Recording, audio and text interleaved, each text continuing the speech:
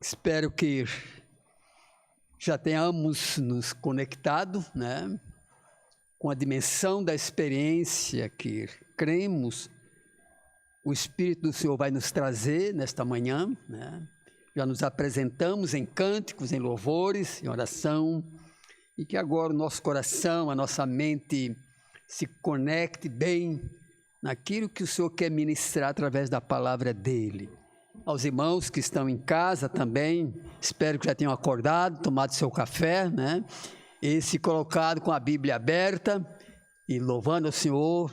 Irmãos aqui do Brasil e nossa comunidade, aqueles que querem também participar, sejam bem-vindos em nome de Jesus. Amados, pela graça de Deus, estamos iniciando uma nova caminhada, certo? A jornada de 2022. Deixando para trás 2 anos muito difíceis, né?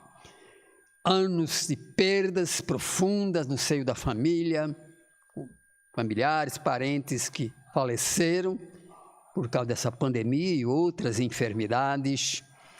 Anos de incerteza, de dúvidas, de apreensões, de muitos cuidados, mas devemos ter consciência que a coisa não acabou. Estamos vivendo um tempo que eu entendo pelas profecias, que no meu entendimento é o julgamento do fim desta dimensão, deste período chamado a dispensação da graça.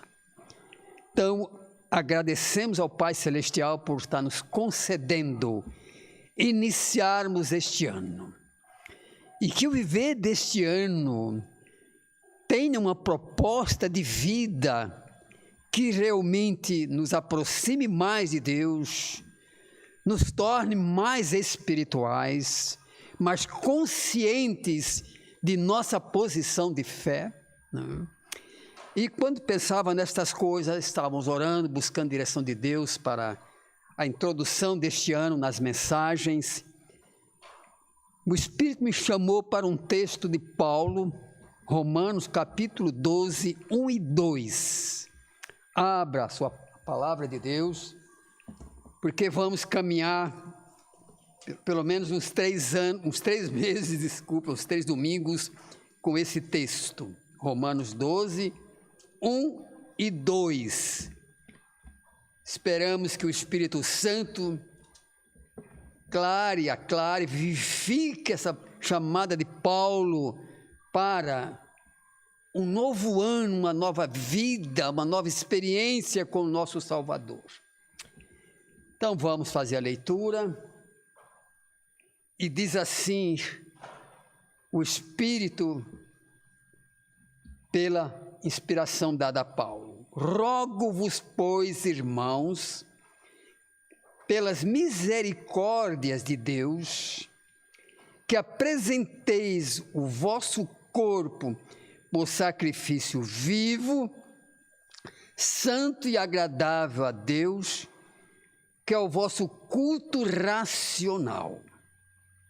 E não vos conformeis com este século, mas transformai-vos pela renovação da vossa mente, para que experimenteis qual seja a boa, agradável e perfeita vontade de Deus.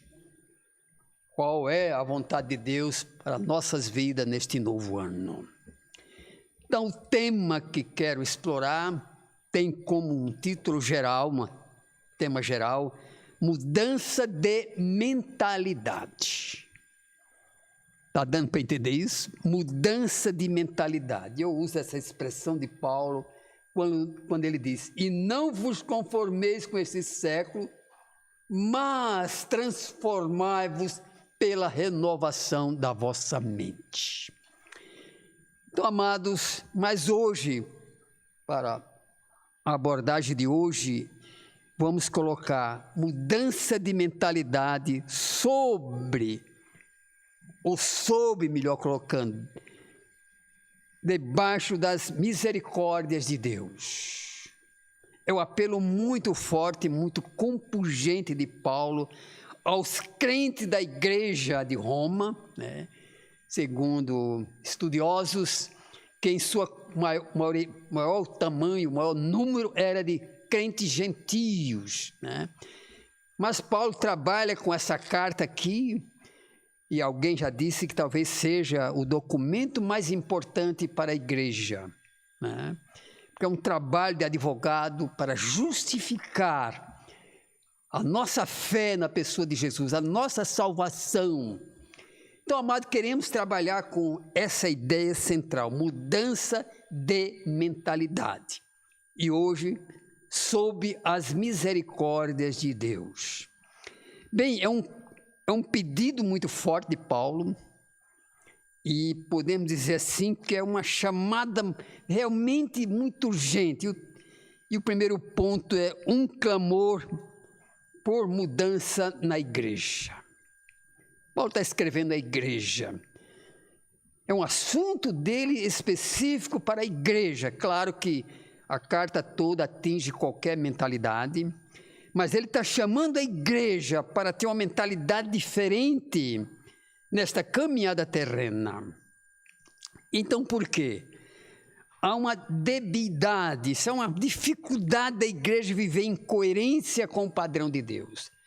Os cristãos, em todas as épocas, têm uma dificuldade de ajustar o seu comportamento ao padrão de Deus, uma dubiedade.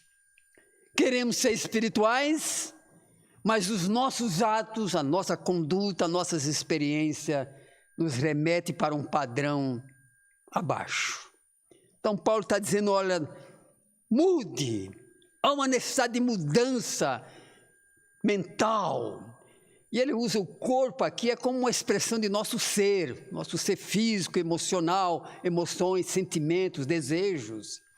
Então é preciso que a nossa mente processe isso com a nossa relação a Deus, com o nosso conhecimento da salvação, com as experiências bíblicas, fazer um processamento interior.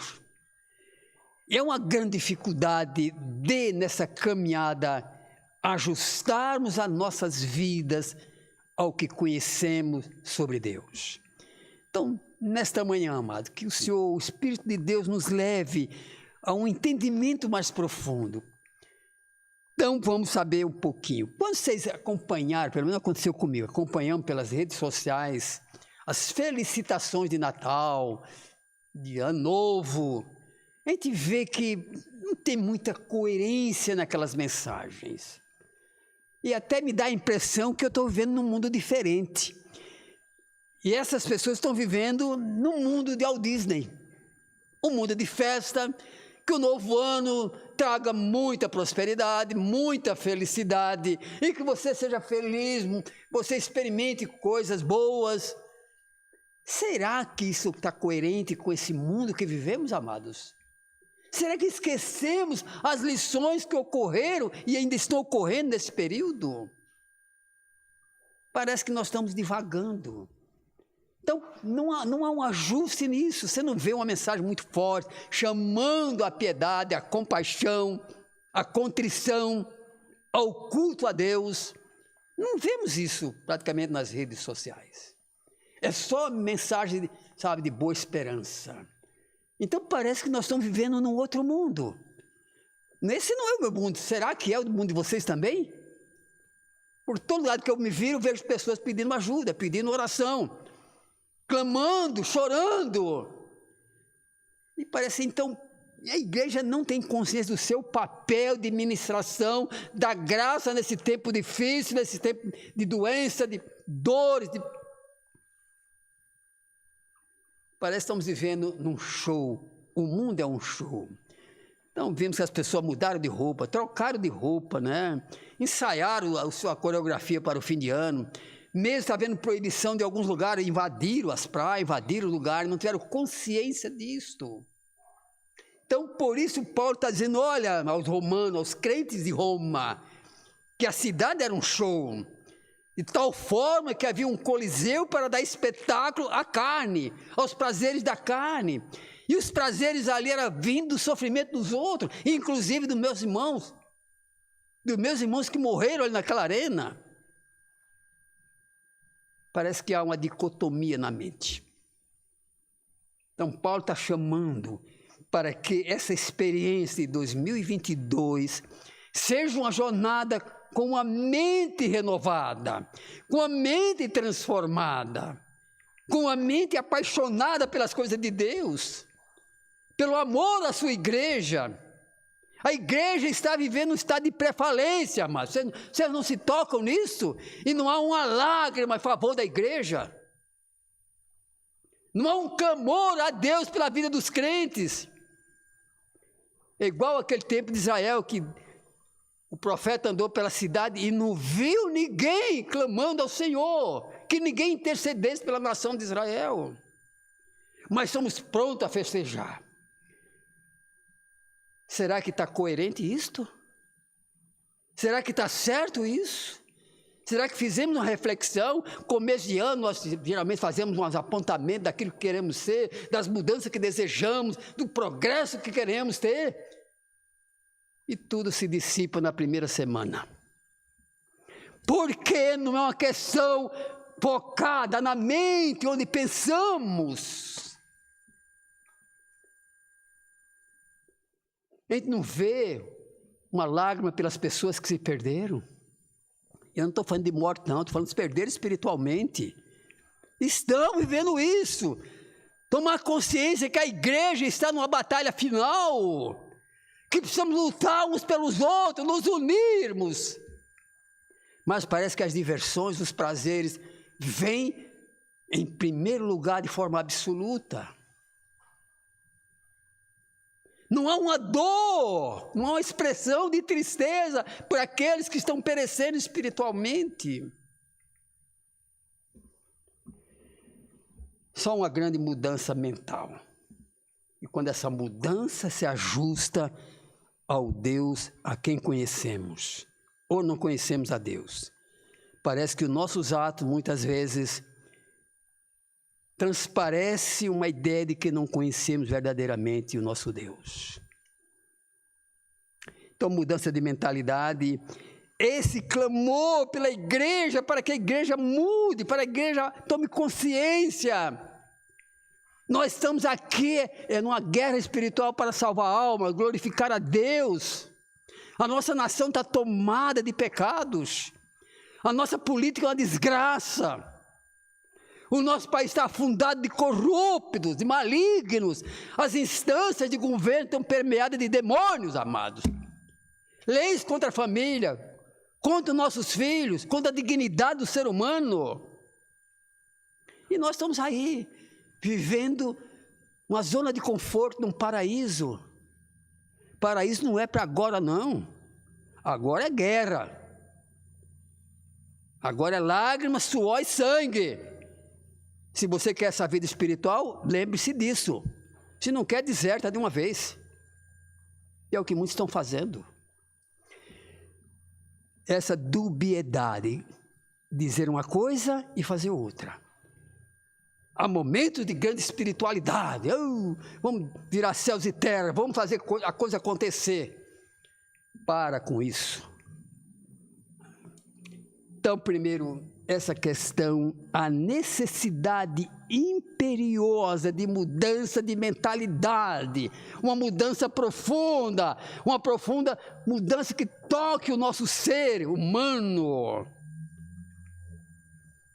E eu vi por uma pessoa do mundo, li, gosto dos escritos dele, né, falando que é preciso que os nossos gestos demonstrem nesse novo ano que somos pessoas diferentes.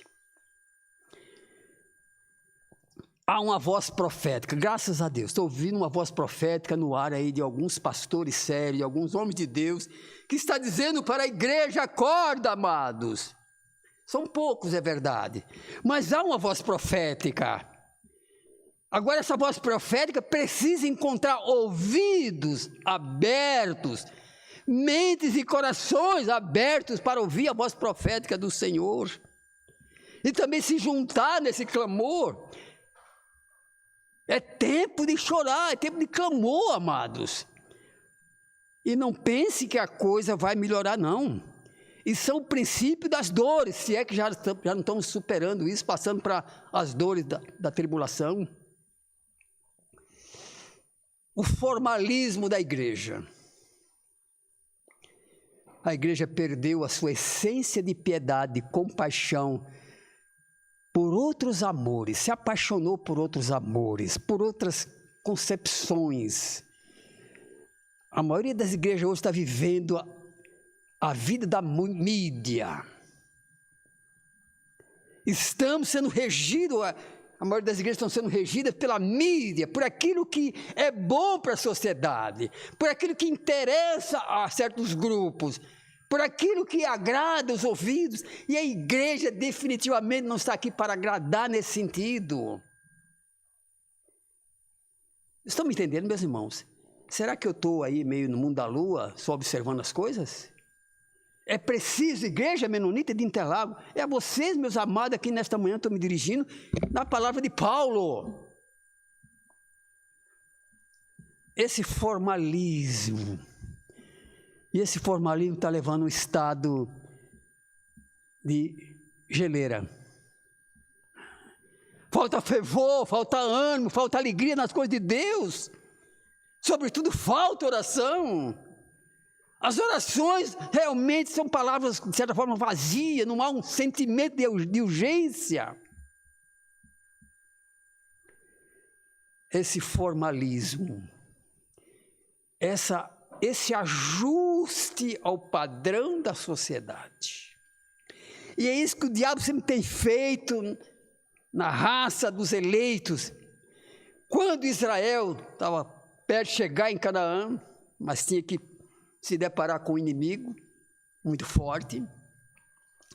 E então, aquele povo que queria barrar a entrada de Canaã na terra prometida, e sabia que não podia enfrentar Israel quando estava no poder e na graça do Senhor, contratou um macumbeiro que anteriormente era profeta. Que era mesmo? Balaão. A igreja está contratando Balaões para cuidar dos seus negócios espirituais, amados.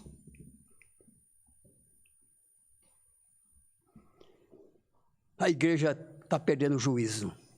Nós temos um Deus poderoso. Oh, glória! Cadê o aleluia agora? Nós temos um Deus que pode todas as coisas. Por isso precisamos estar com a mentalidade focada nele. E Paulo chama isso uma mentalidade vertical, adentrando o lugar onde Cristo está, para buscar aquelas coisas que estão lá em cima. Então a igreja contratando Balaões, para que fizesse o quê? E olha, foi bem sucedida essa proposta. Balaão ensinou o povo de Israel a se divertir com o povo lá, o povo pagão. Um trabalho bem feito de mídia, uma propaganda eficaz, para que o povo brincasse, divertisse com o pecado, com a idolatria, com a feitiçaria, com a bruxaria.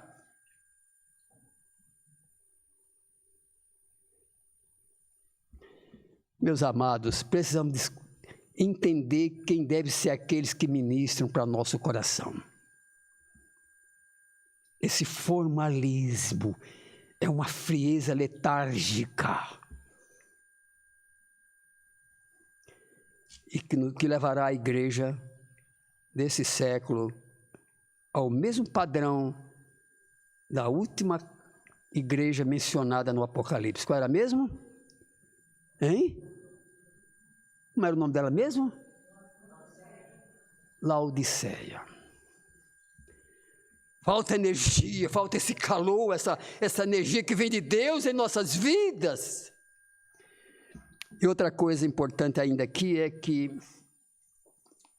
é uma questão urgente, urgentíssima, essa mudança de mentalidade, para que haja uma reforma, para que haja uma mudança, e como diz Paulo, um renovar. A igreja precisa passar por uma renovação, senão morre.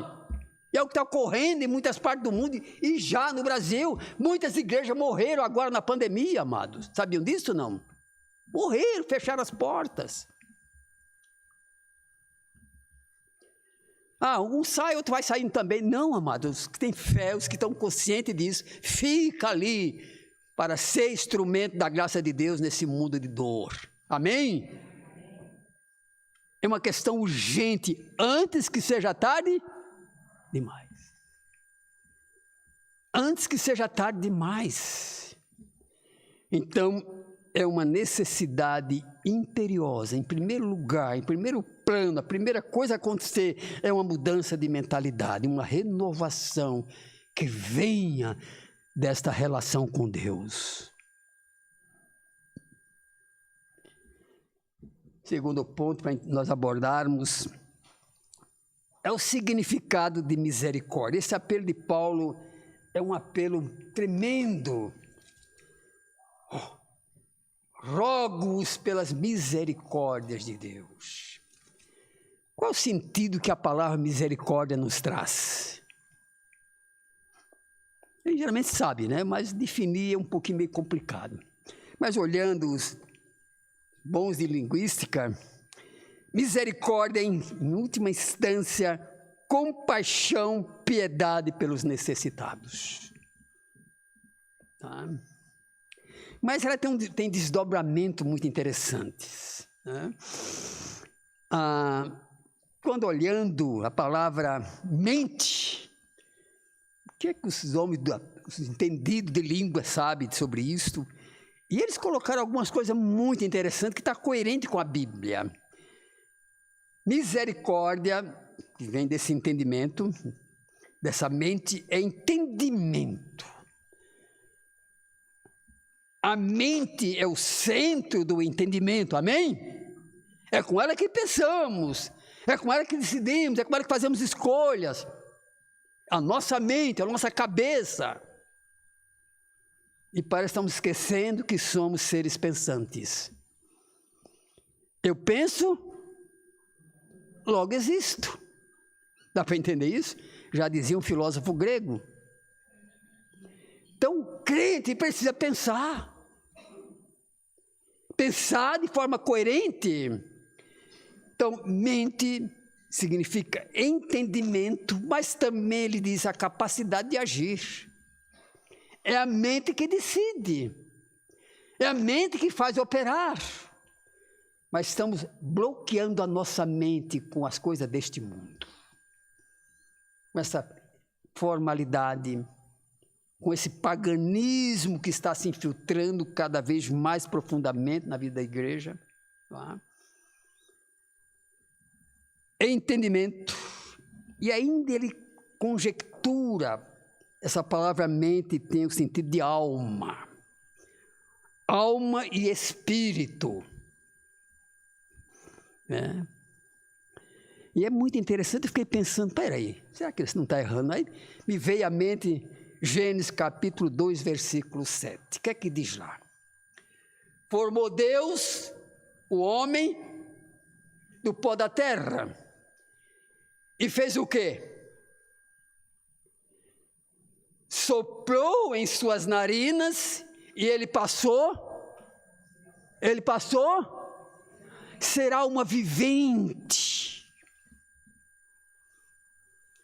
Então o ser humano, a alma, e como alguém disse que a alma é nossa bancada de trabalho, a nossa mesa operacional, e usamos o corpo para isso, por isso o apelo de Paulo, consagra o seu corpo, né?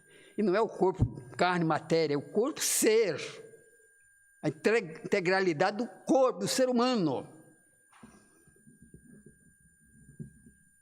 Então, sopro de Deus. E esta renovação de mente deve acontecer pelo sopro de Deus, aleluia. Deus, misericórdia, sopra na cabeça das nossas vidas o teu sopro, Senhor. Precisamos desse sopro de Deus, esse vento que vem do Senhor, para que nos tornemos verdadeiramente praticantes de sermos almas viventes. E o dia de Pentecostes, quando o Espírito Santo faz aquela manifestação sobrenatural tremenda, o que vem em primeiro lugar? Um vento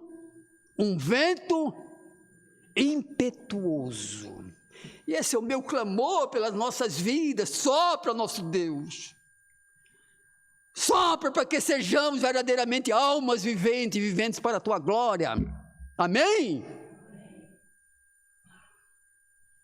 A igreja está precisando do sopro de Deus, sopro vivificador.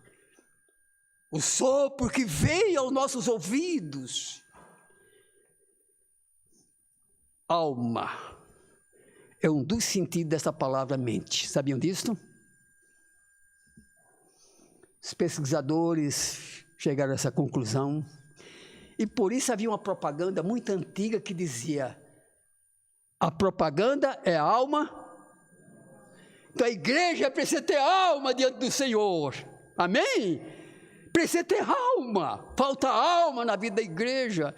Falta alma em nossa vida de fé, em nosso cristianismo, em nosso discipulado, em nossa maneira de entender as coisas.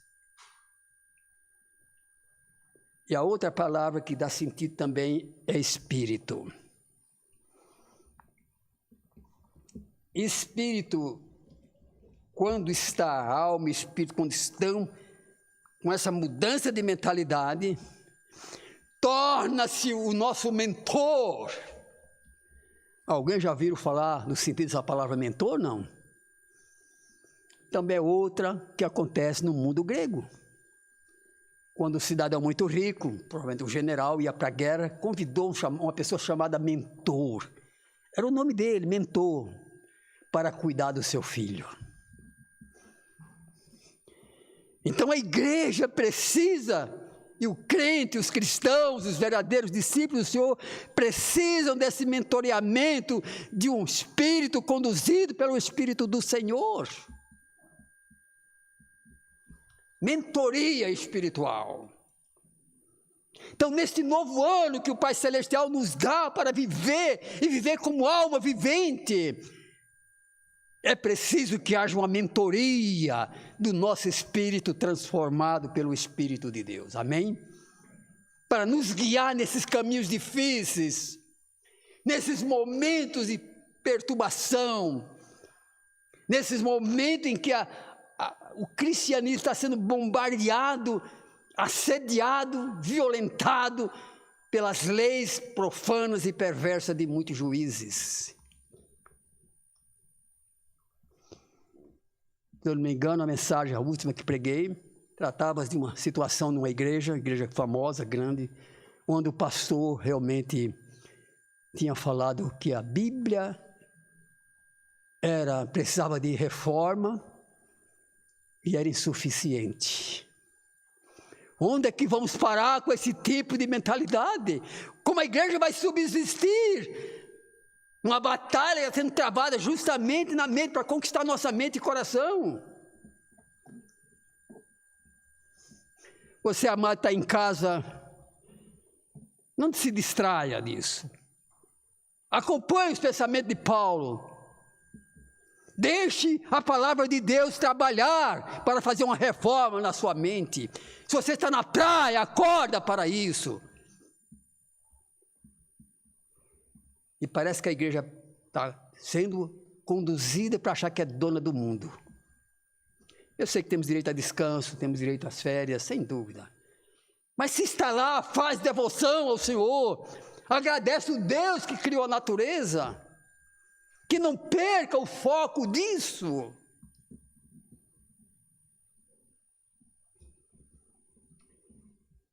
Amado, eu decidi que esse ano eu vou entrar em choque, tá? Choque, porque estou inconformado com isso. E se Deus quer me usar, aqui está. Amém. Porque é a palavra que ele usa, mas vai ser objeto de outro sermão aqui, tá? Não vos conformeis. já adiantando, mudança de mentalidade, transformação, só ocorre para os inconformados.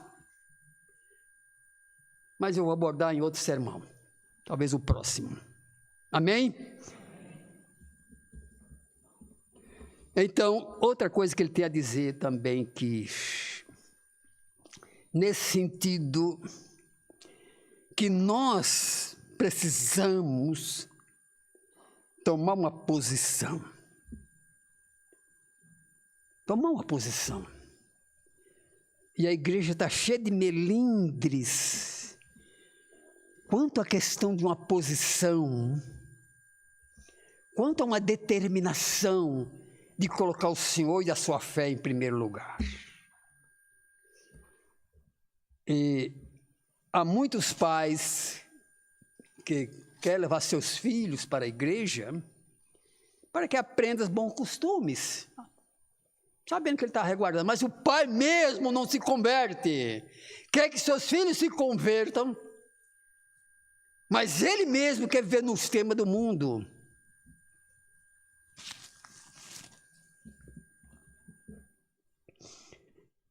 E os nossos filhos precisam ver exemplo em casa de homens e mulheres de Deus, amém? Quando as orações não são ajustadas a isso, dificilmente os filhos vão realmente querer obedecer. E a gente vê na história dos patriarcas, que exemplo Jacó deu, que exemplo, um trapaceiro, mentiroso, descarado, era. E era uma herança genética nisso. O próprio avô Abraão também mentiu. Havia uma genética nisso. Uma genética da carne, coisa ruim. Admiro demais Abraão, Jacó, sem dúvida. Que depois tiveram experiências fortes com Deus e mudou a mentalidade. Aí pergunta para Abraão, essa mulher bonita que está aqui entre nós, muito charmosa, quem é ela? O que Abraão disse? Minha irmã. Não, era a mulher que ia com ele para a cama, que compartilhava seu corpo, suas emoções, seus sentimentos e também o sonho de um lugar onde Deus era o Senhor. Mas é minha irmã. E aconteceu com o filho. Isaac também disse para aquele povo, é minha irmã, essa mulher bonita que vocês estão vendo, é minha irmã. Tá? Aí.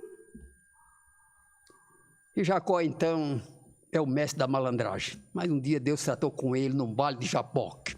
E talvez a igreja, os cristãos, todos nós precisamos passar pelo vale de Jaboque, ter experiência de cortar na carne ali. Dali saiu mancando uma lição para nunca mais esquecer, puxando a perna. Amados, essa palavra ainda, compaixão, pasmem vocês, era o nome dado a um punhal. Tem alguma coisa a ver? Punhal, sabe o que é punhal? Uma faca. Que os cavaleiros da Idade Média usavam na cinta. E quando em seus combates derrubavam o seu oponente, então usava aquele punhal para um golpe de misericórdia. Se a pessoa pedisse perdão, se humilhasse, ele era poupado. Por isso já viram isso, deu o golpe de misericórdia, que era para a pessoa não ficar sofrendo, sangrando, morrendo ali. O nome de um punhal. O golpe de misericórdia. Meus amados, quando eu estava pensando nisso, meu Deus, como ajustar isso aqui, como trabalhar isto? E eu entendo que todos nós temos a guerra com o inimigo, Satanás e o pecado, sua maneira de agir, e preciso que algum dia, algum momento, vendo o punhal da lei, a espada para dar o golpe de misericórdia, para tirar a nossa vida, clamamos ao Senhor Jesus Cristo. Amém? E hoje, conversão não tem sentido de dor. Não está tendo mais sentido de agonia, de sentir o cheiro da morte. Será que a morte tem cheiro? Não sei, mas que deve ter. Vendo a espada da lei, como tem um canto que diz que ia ser descarregada sobre nós. E então nos rendemos ao Senhor, o cavalheiro de nossa salvação, a Jesus Cristo, pedindo misericórdia, clamando pelas misericórdias dele que nos salve. Oh, eu entendo conversão nesse sentido, amados. Todo o arranjo, toda a lábia, toda aquela história, sabe, de milindres. Precisamos, claro, dizer com amor, com misericórdia, mas não há salvação sem uma conversão quando entendemos que estávamos mortos em nossos pecados, delitos. E ali pronto para receber o golpe de misericórdia. Quando o cavalheiro cravava aquele punhal no coração do indivíduo, e ali cheirava todas as chances. Eu falei, que figura interessante, eu nunca tinha pensado nisso, mas consultando, eu falei, Deus, isso é tremendo. Mas aquele elemento que era salvo, ele se tornava servo daquele que poupou a sua vida. Deu para entender? Agora torna-se um servo, e às vezes era um servo muito amado também, passava até a ser companheiro, passava a ser amigo, e é isso que Jesus está transformando em nossas vidas, nos tornamos servos dele, e não há salvação sem esse espírito de ser servo. Amém? Demais é conversa fiada, e há muita conversa fiada nessa dimensão horizontal de vida espiritual, amados. O diabo está arrumando salvação de uma maneira muito maravilhosa. Você pode ser transformado, a sociedade vai melhorar. A sociedade, pelo conhecimento, pela vivência, a milonga dos filósofos, pensadores. A sociedade tem melhorado? Tem melhorado? Eu gosto de acompanhar a literatura de guerra, não sei porquê. Quando ele vê se eu está brigando comigo. Porque ali eu vejo muita coisa que tem a ver com essa desgraça. Hoje, há um arsenal de bombas atômicas, de armas de alta destruição, que daria para destruir o mundo várias vezes. E sabe onde está a maioria dessas armas? Em países cristãos. Estados Unidos, Inglaterra, França, pelo menos em tese são países cristãos. Mas do outro lado, no mundo comunista, a China está armada até os dentes, a Rússia nem se fala, agora a Índia. Mas além disso, não, a cultura vai melhorar. Para que tanta proibição em relação às nossas crianças? As nossas crianças precisam ter o direito de decidir a sua escolha sexual, a sua vida moral. Então nós vamos encontrar muitas dificuldades, pais e mães. E você que sonha casar, já comece a preparar o seu coração e a sua mente para conduzir esse processo nesse mundo. Mas o diabo está dizendo, é liberdade, liberdade de consciência. Desde quando somos dignos de liberdade de consciência? A minha consciência deve ser escrava de Cristo, amado. Deve ser escrava do Senhor. Eu fui não fui apunhalado, mas fui salvo para ser servo dele.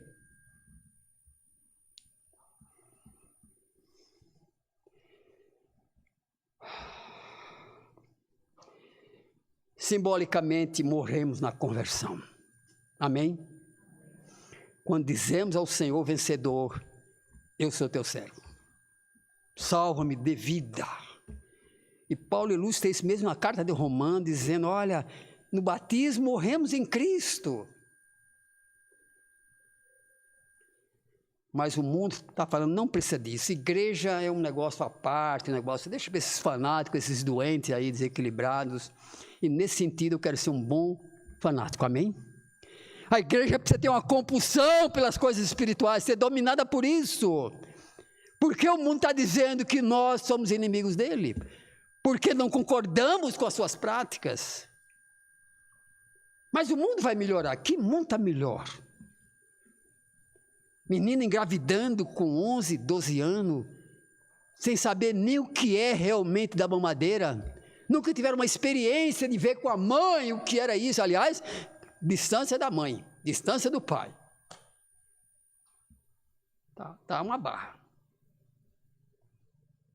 O mundo está melhor, o mundo tem cada vez mais prostitutas, mais pessoas viciadas, mais pessoas tomadas pelo mal. O mundo está cada vez mais endemoniado, amados. E a igreja caminha nesse mundo difícil. Por isso precisa de mudança de mentalidade. Amém? Uma mentalidade fincada, tomada por isso aqui. Amém? Tomada por isso aqui.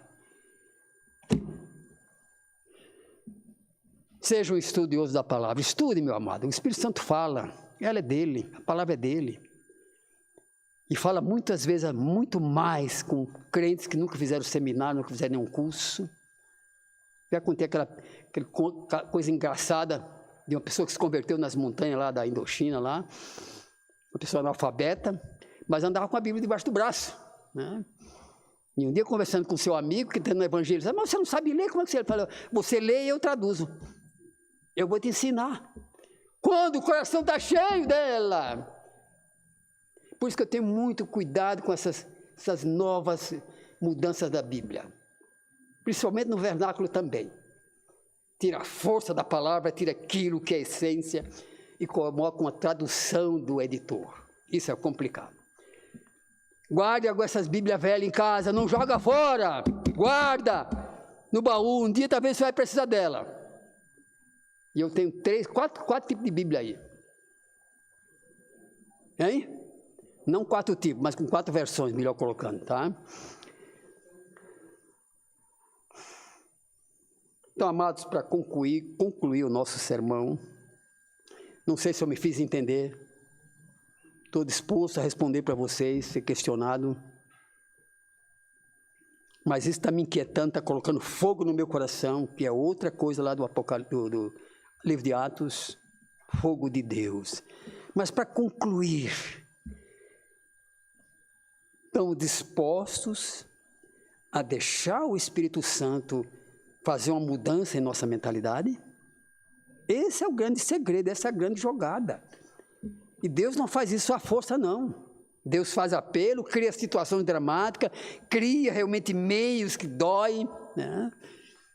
Quando falei Abraão, Jacó e o filho de Abraão, Deus precisou colocar essa gente em situação difícil, de aperto, para ali então clamar, para ali ver, fazer uma sondagem do seu comportamento. E uma das providências da experiência de Jacó, do Vale de Jaboque, que chama a família, reúne a família, olha, uma mudança tremenda. Joguem fora todo esse lixo que vocês acham que é coisa maravilhosa para a vida de vocês. Essas argolas, esses penduricalhos, jogue tudo isso fora, vamos enterrar isso. Imediatamente, diz aquele texto em sequência, que os povos ali que queriam destruir Israel ficaram cheios de temor. Há um poder aí operante, amém, aleluia. Não cai uma folha de uma árvore sem o consentimento de nosso Deus. Então, amados, vamos entender isso, para concluir.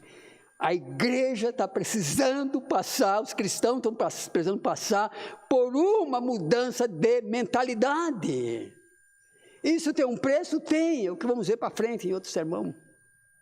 Mas é preciso pensar nisso, nos angustiarmos por isso, porque é uma questão de alma, e falta alma na vida da igreja,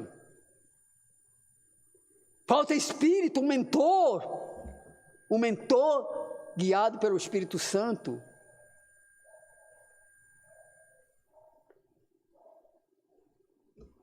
Então, para concluir, só para aqueles, esse sermão talvez não tenha muito sentido para quem não tem interesse. Eu tenho consciência disso. Eu acho que a igreja é apenas um lugar de acalmar a consciência, um lugar onde eu posso me sentir bem. Igreja não é para isso não, amados. Igreja é para sentir bem no sentido vertical. E sentir bem muitas vezes é choro. Muitas vezes é humilhação, colocar a cara no pó. E a igreja assumiu um ar de arrogância. Falta quebrantamento. Essa mudança vai ocorrer quando há quebrantamento. Quando o povo se volta para Deus clamando: ah, se o meu povo que se chama pelo meu nome. Que apelo tremendo, né? E pior que o autor desse apelo viveu uma vida desgraçada depois. Mas a verdade está ali. Se o povo que se chama pelo meu nome se humilhar e me buscar, falta essa fome, essa sede de vida com Deus. Então, para concluir, mais uma vez, é a necessidade de reconhecer que precisamos com urgência de uma mudança de mentalidade. E que o caminhar deste novo ano haja uma luta para isso. Oremos. Fiquemos de pé, amados.